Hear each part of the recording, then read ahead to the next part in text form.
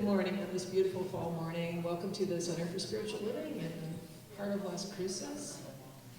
And I feel so rich to be here with all of you this morning. So let's sing together. And if you'd like to sing, I invite you to do so. Okay, let's see how I do. See how we all do.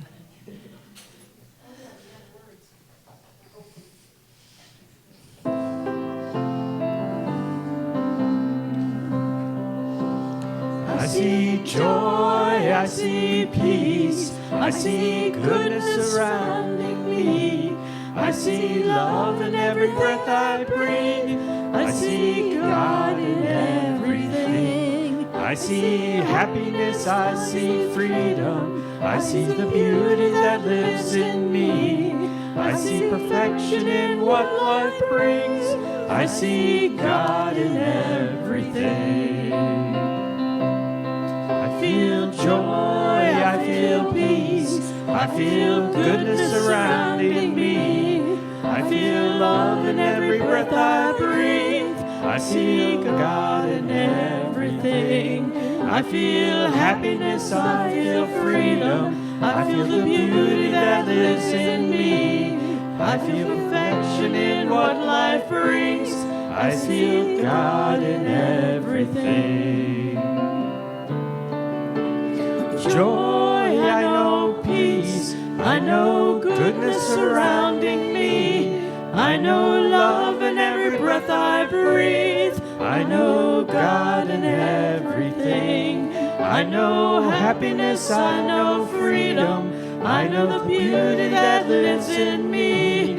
I know perfection in what life brings. I know God in everything. I know God in everything.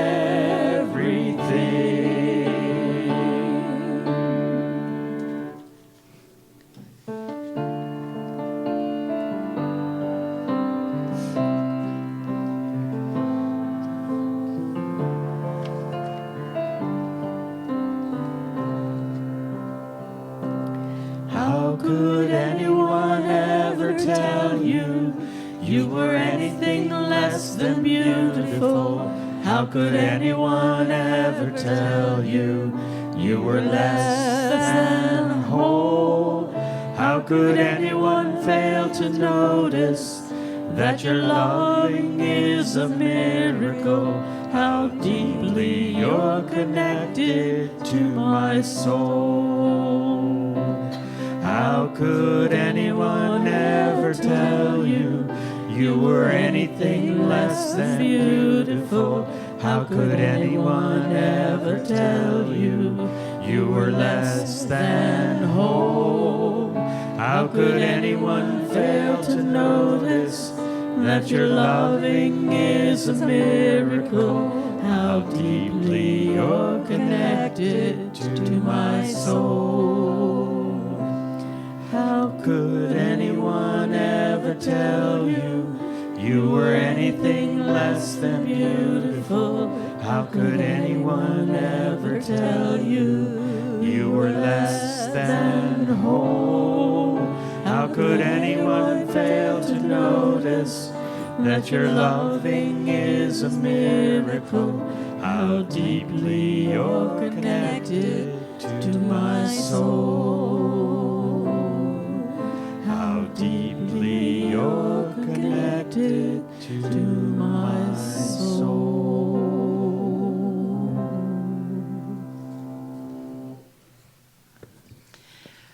Isn't that beautiful? I think every time I hear that, she makes me cry. So good morning. I'm Reverend Bonnie, the community spiritual leader, and it's so good to see everyone this morning and everyone online. Welcome, and everyone who watches us later. We're so grateful. Welcome to the Center for Spiritual Living here in the heart of Las Cruces, where our vision is a world in loving partnership for the good of all.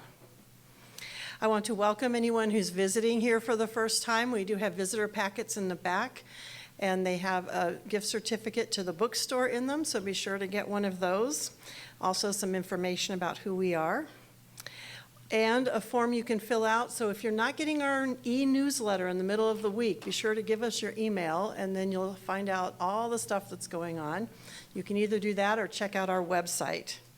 We are still collecting luggage for foster kids and coats for the free giveaway. We've been hanging them on the rail, and last week I watched 2 of them go to people that I'm sure are very grateful they got a coat off of our rack. So please know that they're going to good homes and are being well used.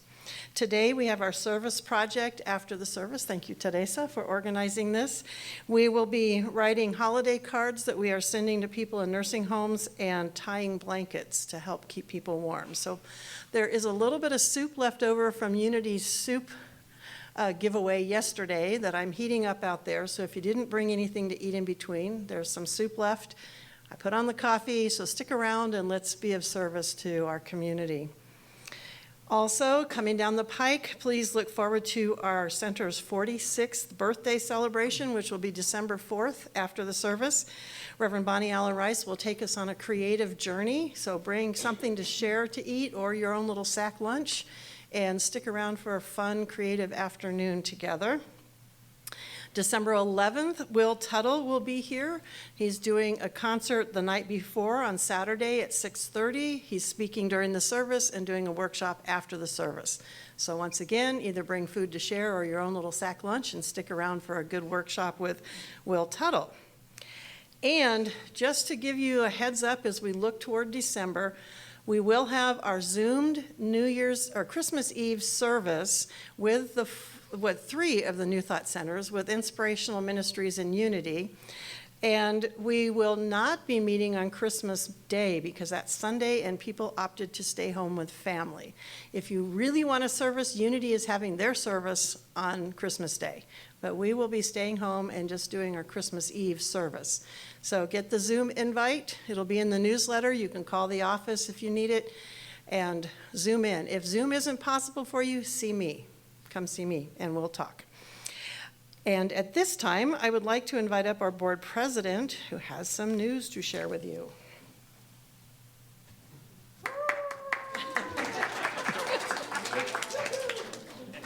Don't know what the news is, but whoops. Last minute notes here. Good morning. My name is Bob Greer. I'm your board president. Don't blame me. I am here today. I disappeared. So I have a little bit of a longer than normal board report, so please bear with me. I will make it as brief as possible. We had our last board meeting last Sunday, and here's a brief summary.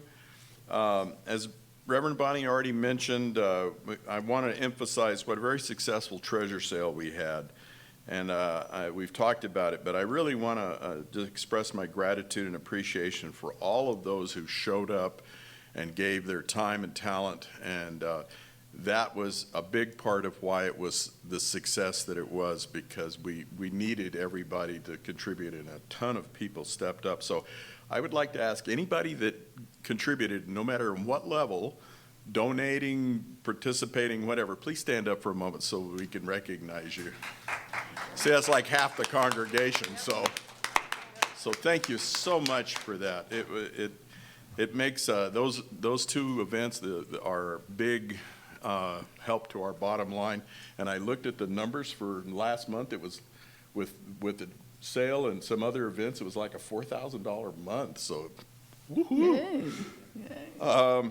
Okay, and then on to something not quite as much fun, but in case you hadn't heard, I think we need to talk about it. We had some vandalism last week, and some guy came by and grabbed one of those conveniently located river rocks and threw it through that door and that window, that clean, shiny one on the left there, and made a huge mess. And luckily, he didn't break in and take anything. He just, having a bad day.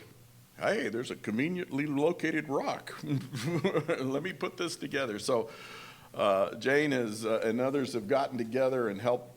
We're pulling all the rocks out of the thing to maybe help eliminate that as a temptation in the future.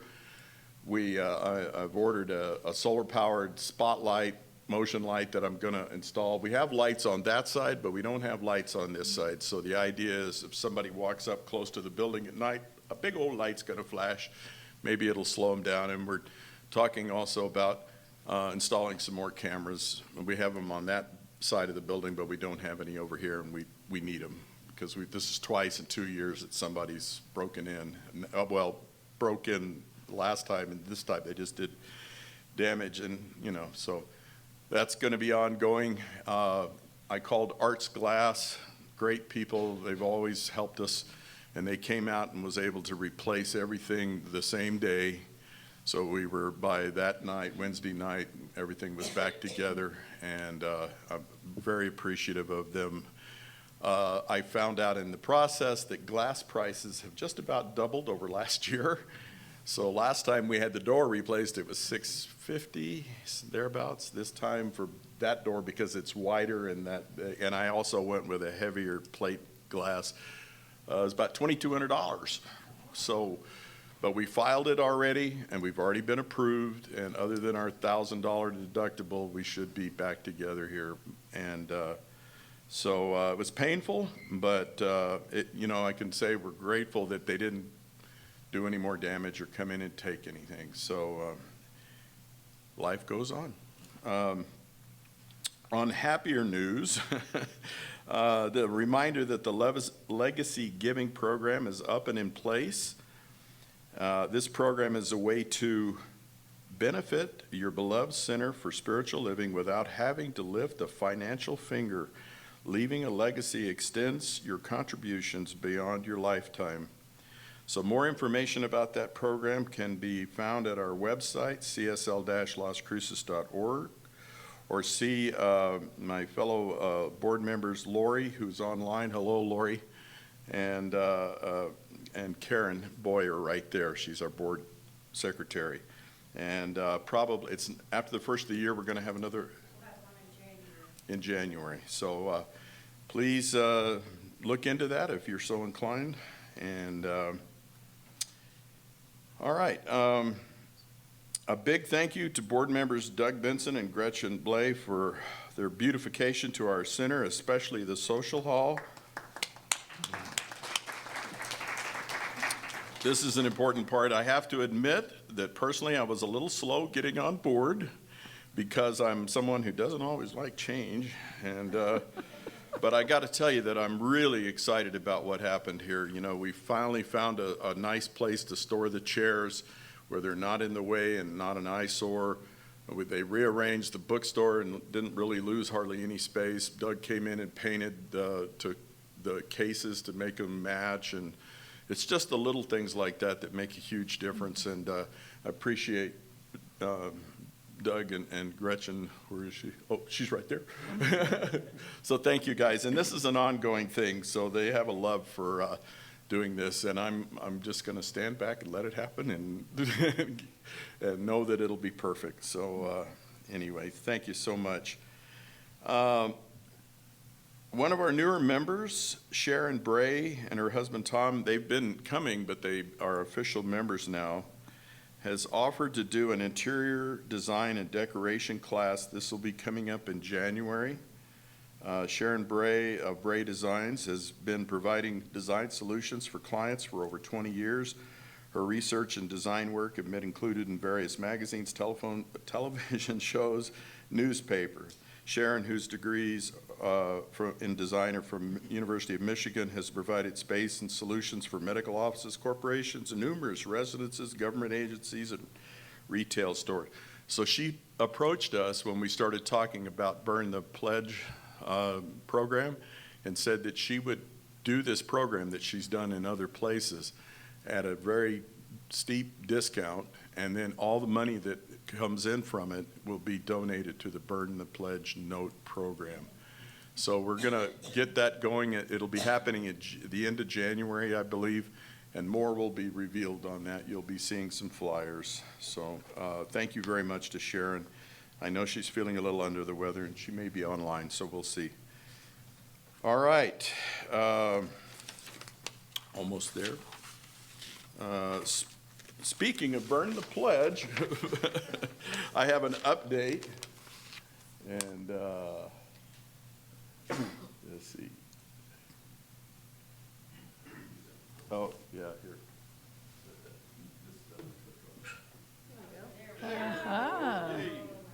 So the last time I was here, we had collected a couple of thousand or whatever, and so we have an update on that. And as of today, we've raised a little over $4,000. And with our regular monthly payments that we've been making, we're now down to a balance of under 6,000. So it's 5611, 55 thereabouts. And for those of you at home here, we'll show you that. And this was also in our newsletter. So thank you so much, but we're still open to collecting any funds that are available. And we do have a few people that have offered to match, and we'll be contacting them shortly to see what those contributions level. And we still are hoping to have this paid off by the end of the year, but if not, certainly shortly after that period of time. So, lastly, our current board treasurer, Doug Benson, has decided to withdraw from the board of his official capacity, but he'll still be involved in the center and will continue to support ongoing programs that he's already involved in, which are a ton: the music ministry, beautification and design, and help on the financial side. He's not just going to walk away. He's going to help us until we can find somebody to fill that board position. We understand his decision, as he does a ton of community service, not only here to CSL, but other organizations at Las Cruces. Frankly, I don't know how you got it all done anyway. So I want to take this moment to acknowledge all the selfless service you have contributed and given to our center, and will continue to, I hope, which I feel you will. Your contributions and your time, talent, and treasure have made a positive difference, and we extend our gratitude for all that you do and have done. Thank you so much, Doug. And I'm going to throw Sarah in there too, because she's part of that package. So thank you guys so much for stepping up in a time of need and contributing everything you have. And while we'll miss him on the board, he's still going to be here. And he's the guy that if he sees something that needs to get done, he does it. So that will continue, I'm pretty sure. So we're looking for folks who might want to serve on the board, either in an interim position or ongoing. In addition to Doug, I believe there are 3 of us who will be timing out of our board duties in May. So we're going to need some folks who want to do this. So please see Reverend Bonnie and myself, or any of the current board members, to find out about qualifications and to answer any of your questions. And with that, I'm done. Thank you.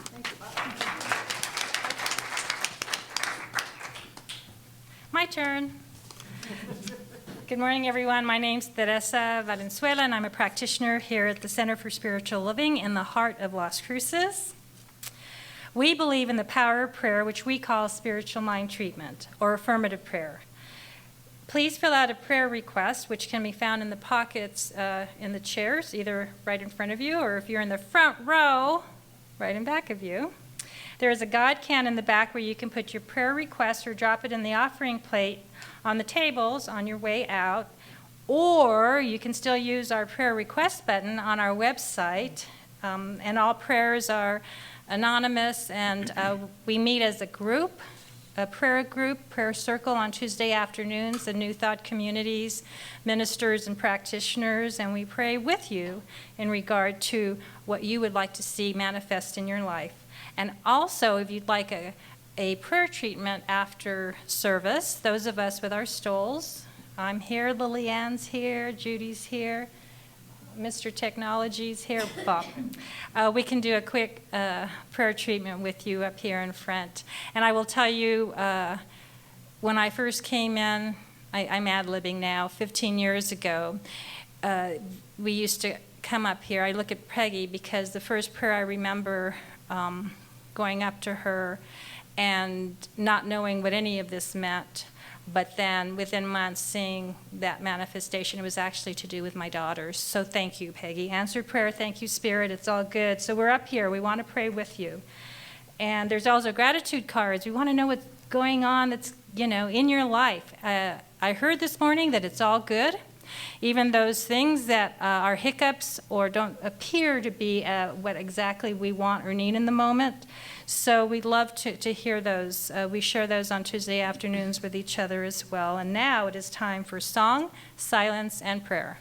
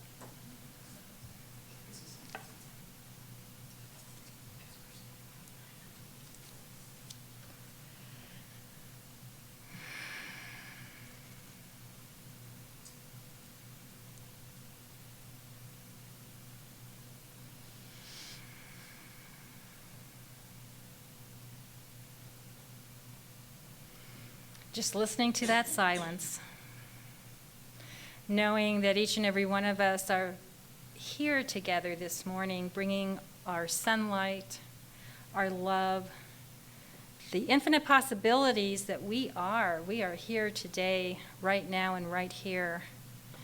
And so as I know that for myself, I speak these words of truth for those of you that are here in this room, on Zoom, listening to YouTube, that we hold ourselves up to that love and compassion and kindness that is a truth for this world, that peace which is flowing from us out. For that is where it starts.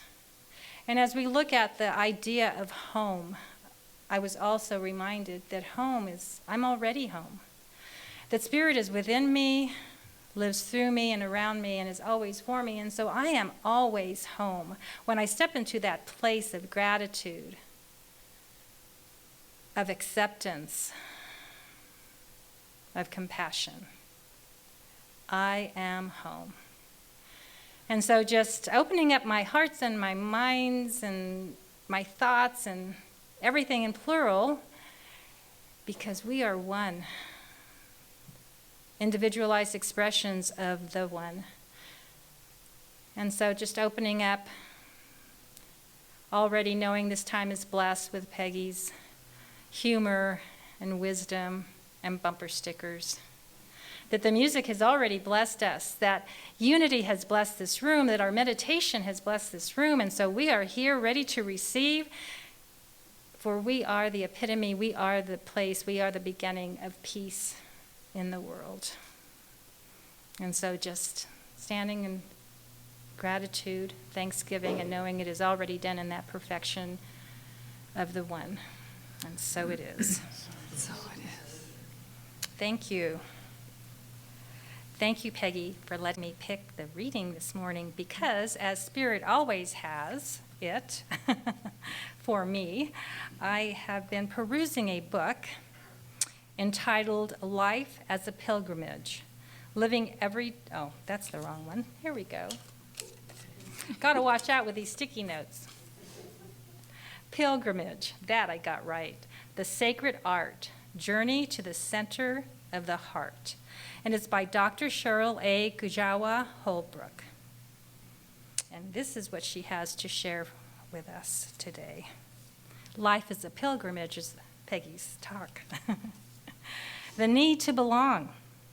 Pastor and scholar Eugene Peterson writes that we live much of our lives in exile, so to be able to spot the people and places that reestablish our true identity is so important. The need to return home is an instinct shared between human beings and other living creatures. Every winter, this is an amazing story, every winter millions of monarch butterflies make the journey from as far away as eastern Canada to the Santuario de la Mariposa Monarca, or the Monarch Butterfly Reserve in Michoacan, located about 100 miles north of Mexico City. Here, the butterflies come to spend the winter, hunched together in the cruciform branches of the sacred Ayamel fir trees. Some of these courageous butterflies travel almost 2,000 miles, forming orange and black clouds on the way, risking their lives to return. Each individual butterfly sets forth on the journey alone. And although they are seemingly delicate creatures, their collective weight bends the trees as they cling together, protected by each other from the cold. When spring arrives, the butterflies make their way north once again. Scientists have studied this pilgrimage of the monarch butterfly, but little is known about how they actually navigate the route to Mexico each year. They may navigate by solar compass or by magnetic field, and yet the inherited wisdom and power within each of these tiny creatures continues to elude the understanding of humankind. Their sense of purpose and endurance and their ability to offer mutual support are qualities we humans might do well to emulate. Not only are these butterflies important symbols of the wonders of the natural world that they've become throughout the ages, important symbols of the cycle of all life. As they grow from egg to caterpillar to pupa, and then are finally transformed into butterflies, they symbolize a cycle of life, death, and resurrection or rebirth. Their story is an illustration of the importance of the journey home and the importance of a sense of belonging that instills wisdom and resilience. Welcome home. And so it is. Am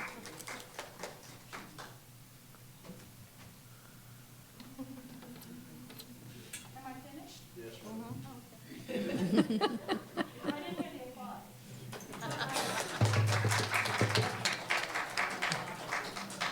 Okay, band people, we're going to sing now.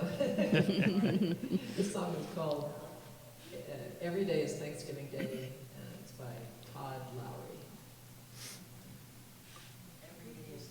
Every day is Thanksgiving Day. This is Thanksgiving week, right? Yeah. So this is a good song.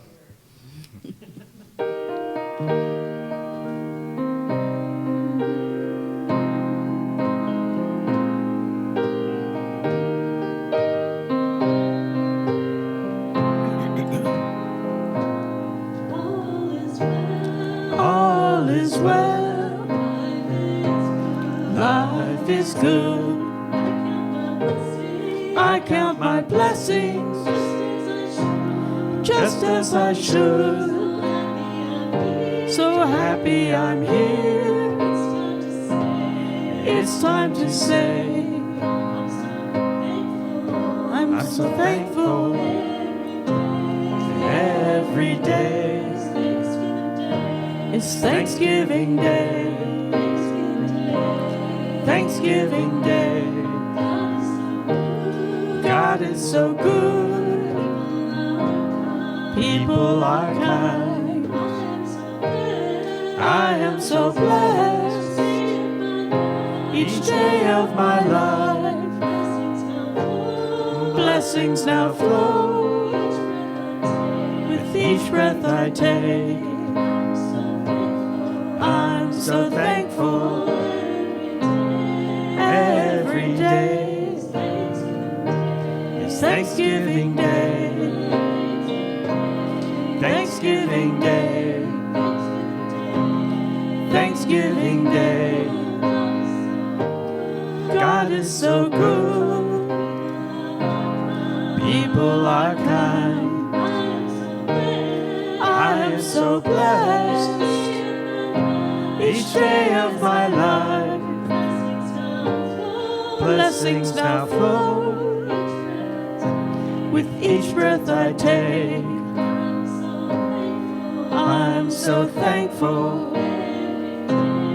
Every day is Thanksgiving Day.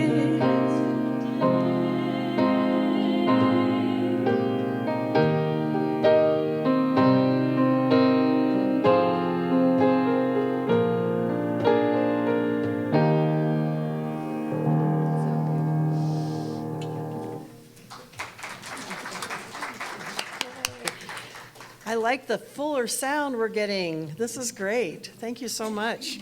Beautiful. Well, you've already heard that our special speaker today is one of our favorites, practitioner Peggy Shinn, whose practitioner license is held in Lake Chapala at the Spiritual Center down there. And I'm going to put a plug in again. If you have the opportunity to go in the summer when they have their conference, Nancy's waving, yeah, we've gone a couple times. It is so fabulous. So look toward that the first week in August, right? First week in August, if you can, and Lily Ann went too, yeah, it's really worth going. And that's where Peggy gets to spend part of her time. She's like the butterflies. She goes down there for part of the year, and then she comes back up here. That center is located in Ajijic, Mexico, Jalisco, Mexico. And when in residence there, she helps to manage the center, teaches classes in both Spanish and English. She serves as the team leader of the organizers team for that Convention of the Americas I was speaking of. She's a bilingual Science of Mind, which is a bilingual Science of Mind conference. So you get to hear both languages. If you need translation, you get to wear headphones, and a translator is back there working. One woman does all the translating the entire week. It's pretty amazing. So she is part of the leadership for that CSL International School for Spanish Leadership as well, and that has been held annually at Chapala since 2014. So Peggy has been a part of this community in my mind since I moved here way back in 2006, and I know she goes way back further. She's so precious to us in this community, and we're grateful to share her with Chapala and to share her with all of you when she comes back home. So welcome, Peggy Shinn.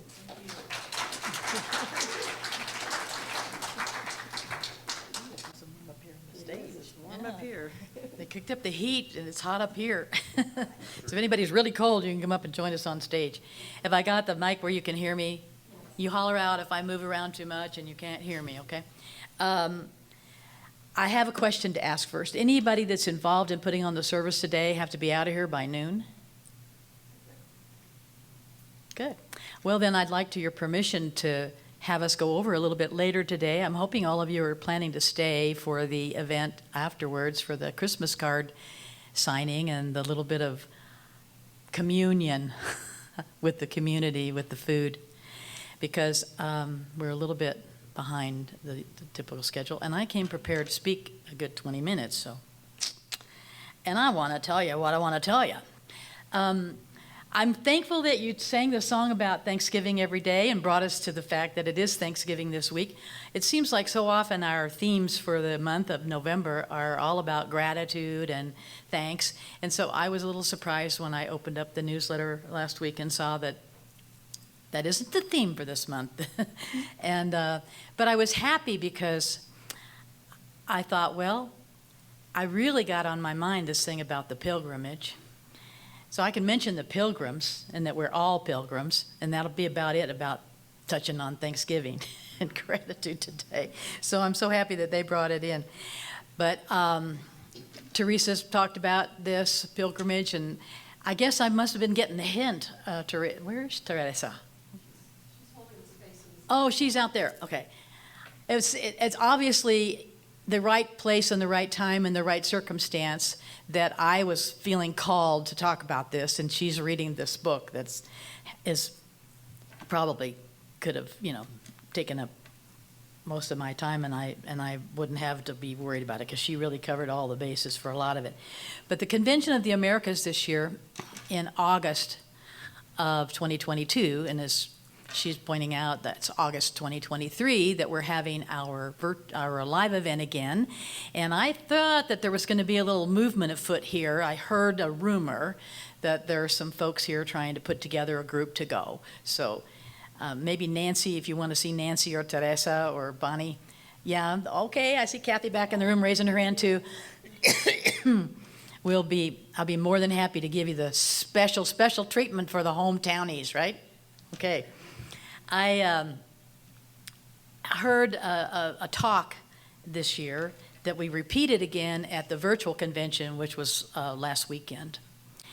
And so there wasn't any doubt in my mind after reading the newsletter and having watched this talk again at the convention by Dr. David Bruner from San Jose, California, Center for Spiritual Living, that the pilgrimage was what I wanted to speak to you all about. So this is kind of my stealing some of David Bruner's talk that I want to share with you and pass on what I consider to be, his wisdom, but it's possibly the same that we all have about the idea of, in New Thought, that the pilgrimage is our life is the pilgrimage, and that we are on the journey of the heart to the heart that Teresa talked about in her reading.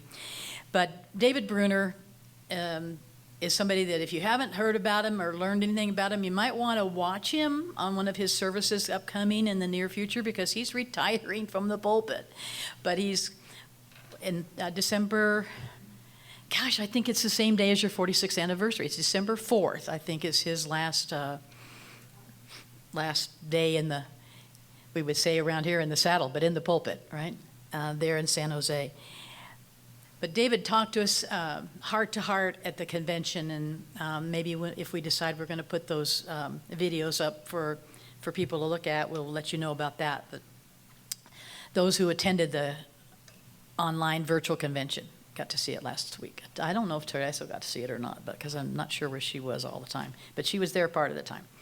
But he told us that a pilgrimage is defined as a journey out of one's daily life or daily activities to a sacred site. I'm going to take this off. And then return back home, having had a transformation take place on the journey. Doesn't that sound like our life? Right? Yeah. We're all about transformation. I'm all about transformation at any rate. I'd like to always speak to that and invite it, and blessed to be the holy witness to watch it when it happens in me or when it happens in others. That for me is what the transformation is all about. And David Bruner told us that in his observation of it, there's at least 4 elements to the idea of pilgrimage. Now, I know we oftentimes think about pilgrimage in the general culture here, about, like going up to Chimayo, or taking a big spiritual travel journey to Machu Picchu, or maybe for the Islamic people to Mecca. These are things that we probably have a more grandiose idea of what pilgrimage is. But I want to bring it down to our life now, our daily life, and how that fits. So David said that in general, all these pilgrimages, like the ones I just mentioned, they have at least 4 elements in common. One is that there's been a decision made to make the effort to leave that daily life and to leave that home situation and to go where you're looking to find that transformation and that spiritual inspiration, I guess. We were looking for the aspiration and the inspiration and then the transformation all at once in a pilgrimage, perhaps. And the second thing is that we have the willingness, pilgrims have the willingness to pay the price for what it's going to take to put that effort out to go on the pilgrimage. The third element that he told us about is having an acceptance and willing to make a response to the difficulties, or I think I heard a couple things here this morning already, hiccups or bumps or rocks through the windows. You know, these are the kinds of things that we can encounter on our pilgrimage, on our journey, day in, day out. And it's about how we respond. It's not about what happens to us. It's about what happens through us and how we take that part that's through us and transform it. A desire number 4, he didn't classify this as 4 in his talk, if you ever see it. He says there's 3, but then he talks about this 4th one, which I think is super important, that the pilgrims have a desire to bring back home, when they return home, this spiritual awakening, this transformation, this lessons that they learned. And in fact, in many cases, for religious groups who have pilgrimages as a regular routine, you can have families who can't afford it, that it's something that's kind of expected to happen within their religious organization, kind of like, going on I just lost the word. What is the word that when the Mormons go on their mission? Like going on the mission, it's like something that's sort of expected, anticipated, and you're a better whatever the label is if you did it. And they're totally expected to come back and share with the others who couldn't go, who didn't go, or who had some other experience instead. So that desire to integrate and embody whatever it is that you learn and bring it back to your community, to your tribe, to your family, whatever the case might be in the circumstance of the pilgrimage that is involved. And then he challenged us, after going through these things, he challenged us to metaphorically see our time at the convention, our time getting to the convention, being there and leaving afterwards, as a part of our journey as pilgrimage. And he invited us to choose a symbol there, that we could invest in that symbol our intention for what we want to do to change our lives or to transform our lives through living our life in that intention. So I've had Bruner's talk on my mind and in my heart since I first heard it in August. And this is really what I felt was a great opportunity to do my fourth step of it, right? To share and to communicate and to talk about how I would like to embody and integrate that. And the sacred site that I believe is the destination, shall we say, of our life as the pilgrimage in our belief system is that heart that Teresa was talking about in her reading, our divine spark within, that she says we are the individualized life expression of the one. All of that, I believe, is where we are at home. So we have both that as our destination of the journey and our returning point as the journey, from the journey, having been changed inwardly by having taken this internal journey. You'll probably have heard the line from the poem by the American poet T.S. Eliot that says that we shall not cease from exploration. In fact, somebody in my world has this at the end of their email. So I see it whenever I get an email from them, but I wouldn't be able to remember yet who it was. But we shall not cease from exploration. And the end of all of our exploring will be to arrive where we started and know that place for the first time. To me, that's my line of the same man never steps into the same river twice. The man's never the same, the river's never the same, and the time's never the same. So when we come back from wherever all of our explorations have taken us, and we come back, we return home to that heart. And our heart has been changed by the journey, by the pilgrimage, by the interactions, by the difficulties, by whatever we have encountered in our lives. That's where we have returned to where we started and are seeing it for the first time because we have different eyes. Marianne Williamson, you know, Marianne Williamson is the Course in Miracles teacher. In her seminal book, all of a sudden I forgot the name in English, Return to Love. I've been teaching this book in my Spanish class down there in Mexico on Zoom. She says in that book that our sole purpose in our life on this planet as a human being is to discover, by some fashion or another, that we are the divinity within us, that we are that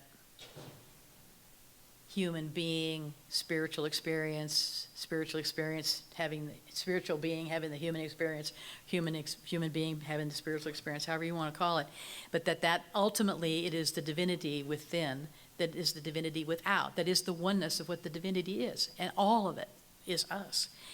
So when I saw this theme and I thought, well, this is about sort of like, you know, the hero's journey as we were taught by Joseph Campbell.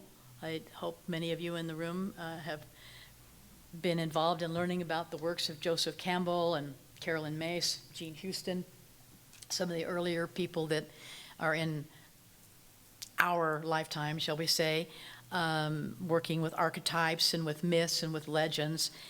And Joseph Campbell pointed out in his work that there's sort of a template that the hero's journey follows.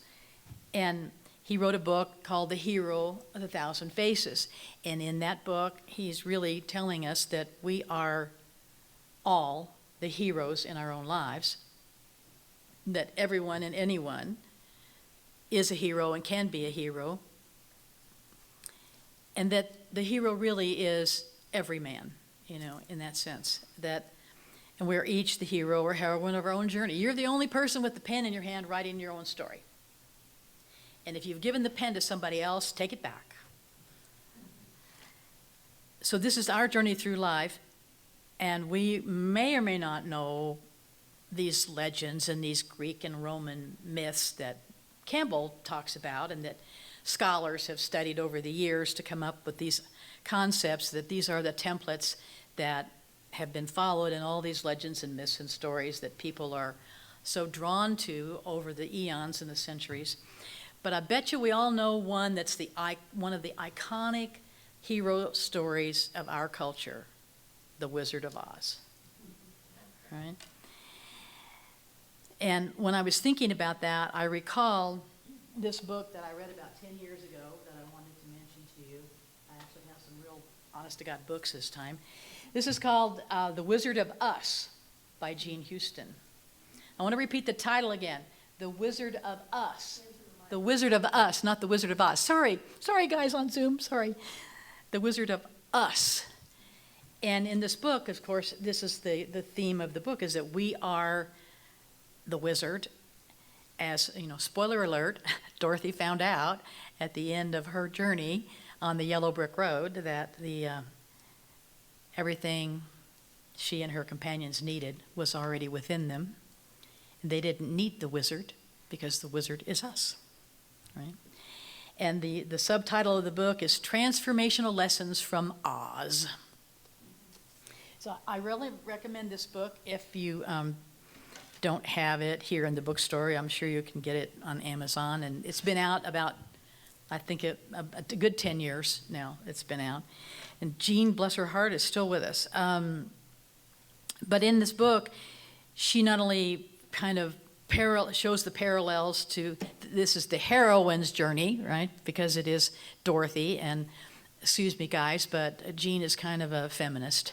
And so she's interested in promoting the idea that it's not just the heroes, even though almost all of the legends from the Greeks and the Romans and all these mythical stories from older cultures, the hero is a male. But the book is worth reading for the benefit of Jean's insights and wisdom and her exercises that she has in there to help you be on your journey, to be on your pilgrimage as you're reading the book, along with Dorothy and her companions that she finds along the way. And she teaches at the end of the book, she has a chapter at the end of the book where she makes suggestions and recommendations about how you can continue on the pilgrimage, on the journey after the book, by assembling an altar. And she has a lot of, I think there's 13 different ways that she talks about moving through the process of your own hero's journey or heroine's journey by building this altar over time, the things that you add to the altar that she suggests as you go through your own transformation. So the book actually, it's about following the story of the movie. That's where we mostly all know the story from, right, is the movie, not necessarily from Frank Baum's book. But what we have there is someone whose daily life is interrupted, like my phone's not cooperating here. Like Dorothy is not too happy. She's kind of chafing at the situation in her life there in the middle of nowhere in Kansas, where she's kind of stuck with her aunt and uncle and the farm hands and not knowing that she's who she really is, and she's feeling like she's been dissed by all of that and by them. And all of a sudden, there's this tornado that comes and pulls her out of that situation and takes the house with it, according to the movie. But Dorothy lands in this other place, this complete other place, this strange land. Now, I don't know about you, but I'm kind of one of these people that thinks that I'm in the middle of a tornado right now, or my life is in a twister, that nothing is the same as it was, and I've been misplaced, displaced, replaced. I'm not sure, all of the above probably, in one factor or another in my life in the last couple of 3 years, it seems like. And I've also was thinking about it, I'm one of these people that's pretty stubborn, very stubborn. I'm kind of like Bob talking about he doesn't want to change, You look at him over his, yeah, right, like me too, right? And I kind of have to have the tornado sometimes. I'm not too adept or willing, probably, to listen to the winds of change. So the wind has to really pick up velocity and tear me a new one. And I'm going through one right now that I was telling earlier with Edie. But at any rate, she gets to this land where she sees it as a land of possibilities, just over the rainbow, right? Just over the rainbow. If we could see where we are in our lives as just a new world of possibility, rather than whatever we think it is that is not good, that we're not happy about. I think Teresa maybe mentioned something about we're not too happy about things sometimes, that we don't invite them into our lives, but they happen anyway. She called them hiccups. By the way, they're having a hiccup with the monarchs because the world is changing with the weather and global warming and climate change, and there's a lot of need for protecting the monarch sanctuary, and I'm not sure how they're going to figure out if they can do it, but it'll be interesting to find out if the monarchs can figure out somewhere else to go without dying, because we've lost a lot of them. They're having too much freezing weather there now at the place at the sanctuary where the monarchs go to, so we've lost millions of them in the last few years, and so there's a lot of folks down there in Mexico and elsewhere, in the United States too, who are working with groups to mostly, try to come up with solutions and raise the money to pay for them. But she's fortunate enough to land there and to discover some allies, some companions on the journey, who all seem to kind of suffer from the same problem that she's got, which I have, many of you may have too, that sometimes we have this sort of not enoughness. I don't have a brain, I don't have a heart, I don't have any courage. I don't have, that's the way the story goes in the Wizard of Oz. But I think that's what I would classify it as. I'm not enoughness.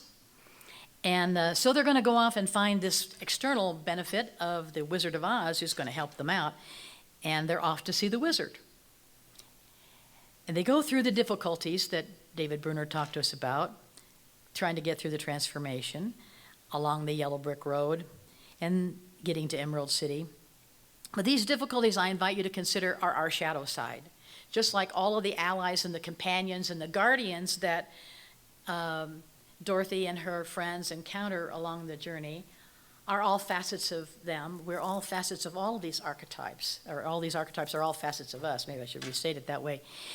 And when we pay the price for making the journey, part of the price is learning how to integrate all of those, how to take that shadow, how to work with it, how to transform it, maybe how to give up some of the things that we need to give up in order to have the balance in our world that we want. Like, are we willing to pay the price of letting go of things in our life? We have to let go of something in order to bring something else in the terms of the kind of universal law of the nature of pouring a vacuum. Like erroneous beliefs, behaviors, addictions, all of those things are sort of available to be in anybody's way as a difficulty along the path of the journey of life and the pilgrimage to the heart. So we take the compassionate Dorothy and her little energetic dog Toto and the cowardly lion and the brainless scarecrow and the tin man with no heart. And all of these are elements in my life, I'm pretty sure, and I'm not probably the only one in the room that can identify with some of these things. So they all get in the movie. They end up, along the road with a number of challenges. And ultimately, as I mentioned earlier, they get to the city, the Emerald City, and they find out that Oz isn't going to really be able to help them. But they have learned along the way in their transformation that they figured it out. They had it all within them all along, the brain, the heart, the courage, just as we do. And that the power within them was far greater than they had ever known or understood, which Jean Houston points out in the beginning of her book, that is the purpose of her writing the book. She wants people to learn that they have far more power in their own lives than they ever thought, which is what we teach too. That there is a power greater than us in the universe, and we can tap into it because we have that divinity within, and we are there as a part of the whole. So ultimately, if you know the story, Dorothy gets to go back home.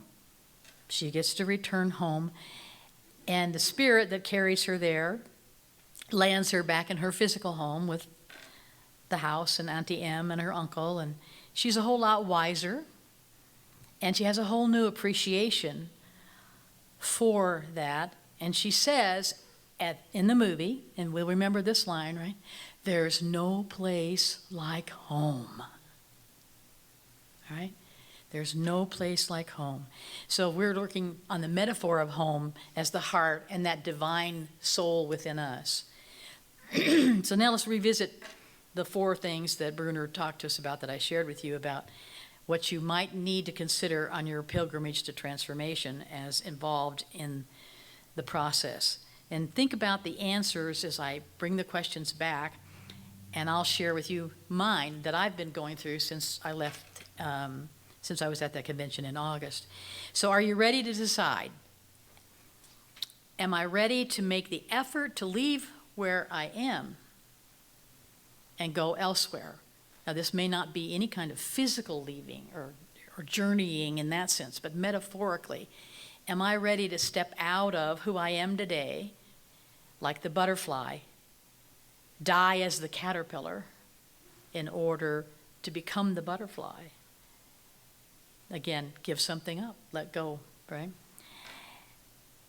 And for me, what's been happening is I'm getting closer, I hope, to committing to better health and to learning how to take the action steps that would be on that journey of better health for me.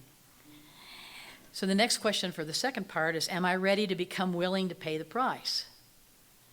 To give up something for what I desire? And for me, I think that's my question to me is, am I willing to pay that price that looks to me like, holding myself accountable rather than indulging myself, spoiling myself, excusing myself, making rational lies or justifications for my being a better eater, a better exerciser, for cleaning up my life, identifying and letting go of my old stuff, old patterns. Is resonate with anybody? To make space for the freedom that I prefer. I have to let go of something. And am I ready to accept and respond to those difficult moments along the way? So what I'm looking at there is I'm asking myself, am I willing to recognize that every difficulty is basically just an opportunity for growth in disguise? And am I willing to see it like that? That that's the finger pointing to me the direction to go. Something that shows up in my life that I stub my toe on. Well, like the rock goes through the window, right? And the lesson to be learned is, well, maybe we'll take where the rocks. Or the lesson to be learned is, well, maybe we'll get the lights out there. So you take the next step because you followed that as an opportunity to decide, oh, maybe I could do this differently. And it won't happen the same way again. Maybe it will, maybe it won't, we don't know. But it's an opportunity to grow, and I think you all have heard me before. It's not exactly a bumper sticker because it's too long to go on a bumper sticker. So if Teresa promised you bumper stickers today, I'm not giving you many. But this is one of mine, that it's all for my good and nobody's misbehaving. If I can hold into my thought process and into my light almost as quickly as I possibly can when something goes, or I bump up against the wall, or I see some difficulty out there that isn't even mine, but I still, I'm upset by it or whatever, that I need to recognize that this came into my observation, my awareness, my consciousness for some reason. And that emotional body that I have that tells me, I don't like it, I don't want it, this isn't what I'm happy about, is my little alert system to say, okay, so what is it about this? How is it for you? What is it you want to have instead? How could you hold out for that? And what are the lessons that you're learning from this that might take you there? So it's lead me where you need me and show me in ways I cannot misunderstand. That's another one of my phrases. So the fourth question is, am I, within that one there, in terms of my own decision about myself, that the difficulties that come my way that I need to work with are also inclusive of my fears. Whatever is coming up for us that's making something difficult is really tied to fear. I mean, there's really the simplest bottom line, lowest common denominator to it all is fear. So it's, what am I willing to learn? How are the techniques and the practices and the spiritual teachings that I know helpful to me to overcome whatever the fears are to the change, Bob, right? Ugh. And then, am I ready to demonstrate the desire after I've returned home to my heart, home from the pilgrimage, home from the learnings, to embody and integrate them and share them with others to see if I might be of assistance in transforming them, their lives. So I'm here, and I'm talking about it. And this is part of my show and tell after returning from the pilgrimage. But the idea for me is that the pilgrimage is a daily event, that it's a continual process where we're on this journey of life as the pilgrimage. And every moment of every day, I have the opportunity to return home. I have the opportunity to go back to that heart that is the heart of love. What would love do in the situation? And to step out on the yellow brick road every single day on that journey. We used to have yellow brick road out here. I don't know that any of you know about that, but it was destroyed when they redid the downtown area here.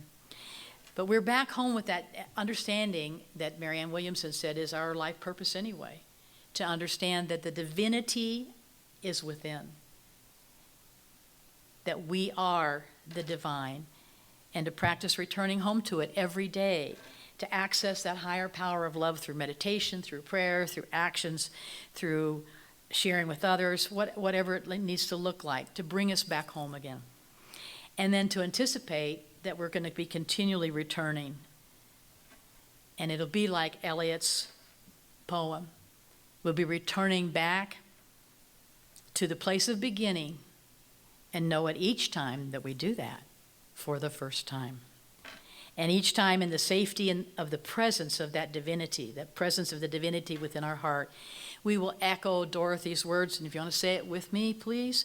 There's no place like home. Thanks.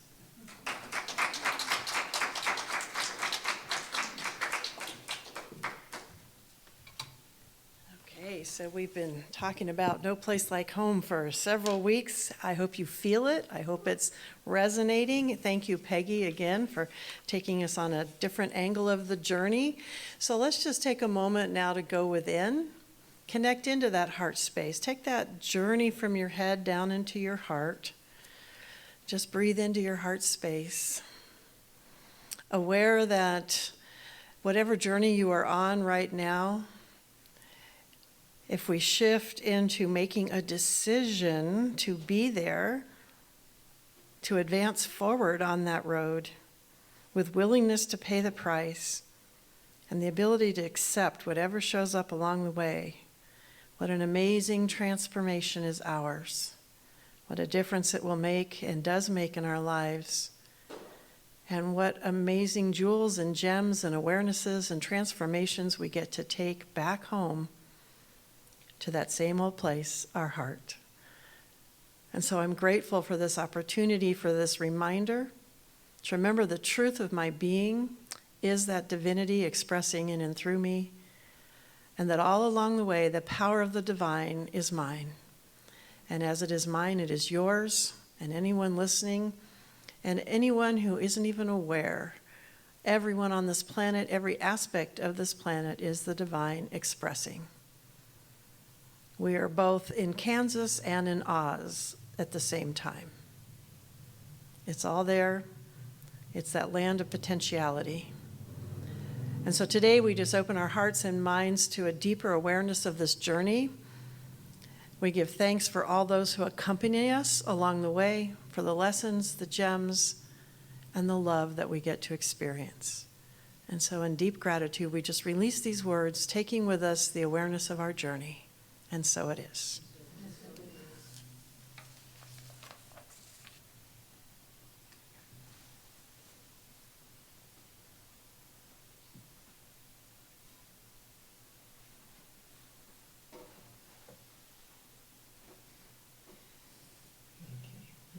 We have the pleasure of doing a song for you now called Light in the Window.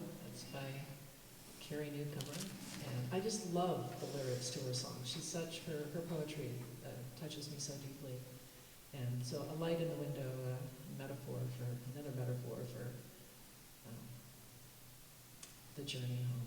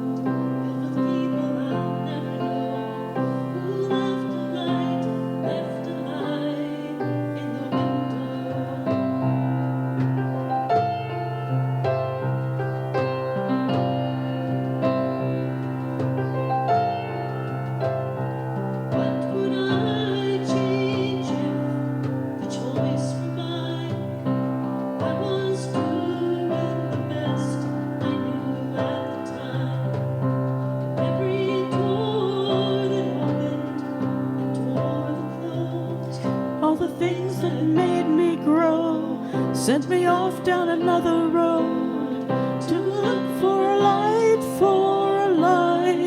in the window.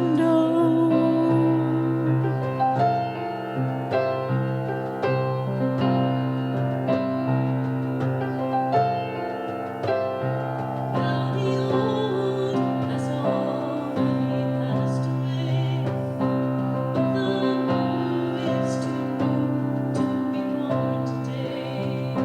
Someone throw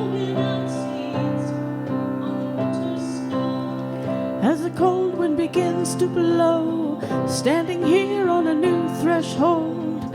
I can see a light, there's a light in the window.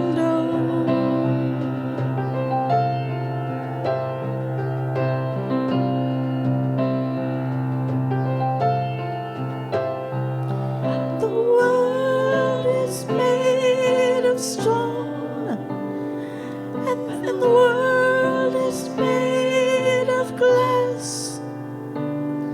The world is made of light, and it's moving very fast. We pass from mystery to mystery, so I won't lie. I don't know what happened in the time, but I hope that I see you walking slow.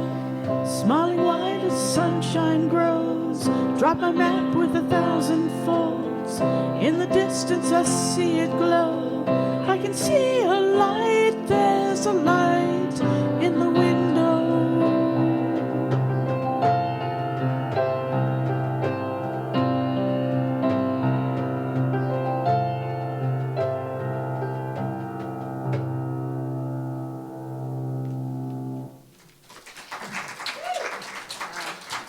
That was beautiful.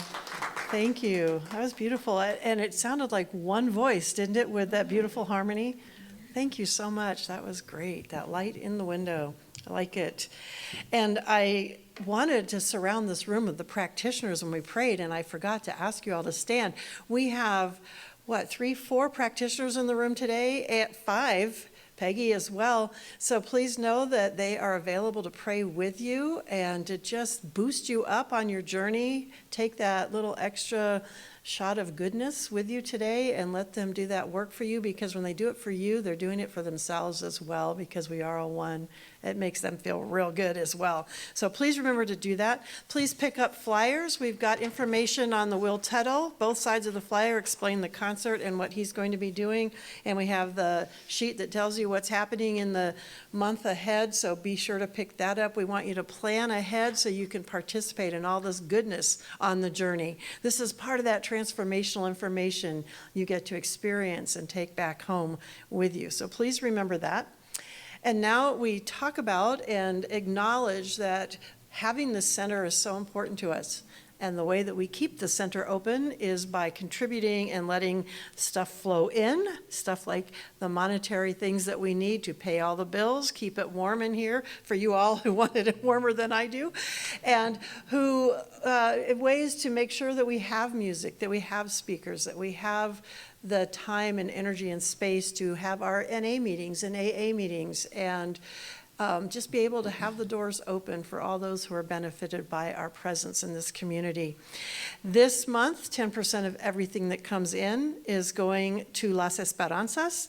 It's an educational, social, and charitable organization established to advocate for the renaissance of the Mesquite Historic District. The original town site of the city of Las Cruces, which I've said before, is right over in that area. And part of what they do is have the Safe Haven Weed and Seed program, which helps the children after school. We make sure they have coats and books and backpacks and all kinds of things. So 10% of what comes into the center is going to support them in the programming that they do right in our very own neighborhood. So please repeat with me, stay with me. We don't even have to repeat anymore. Divine love through me blesses and multiplies all that I have, all that I give, and all that I receive. Thank you, God, in me. And let's sing together, I am so blessed. And think about the blessings on your journey as you sing this song. I am so blessed. I am so blessed. I am so grateful for all that I have. I am so blessed. I am so blessed. I am so grateful. I am so blessed. I am so blessed. I am so blessed. I am so grateful for all that I have. am so blessed. I am so blessed. I am so grateful. I am so blessed. I am so grateful. I am so blessed.